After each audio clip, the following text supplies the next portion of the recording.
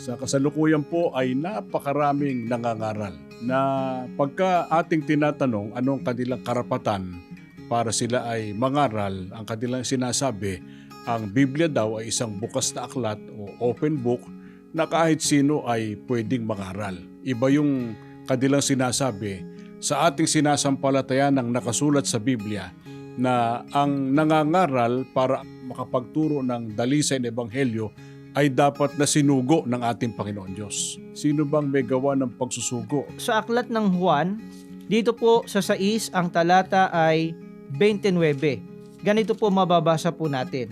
Sumagot si Jesus at sa kanila'y sinabi, "Ito ang gawa ng Diyos, na inyong sampalatayanan, yaong kanyang sinugo." Ang may gawa po ng pagsusugo, ayon sa Biblia, ang ating pong Panginoon Diyos.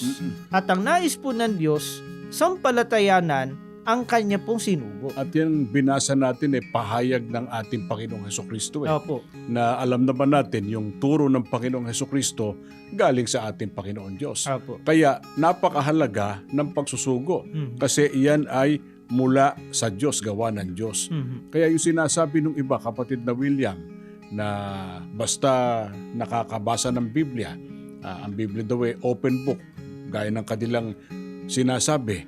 Kaya pwedeng mangaral lang kahit sino. Yung ba biblical o opinion kuro-kuro lang nila? Opinion po nila yan, kapatid na Orly.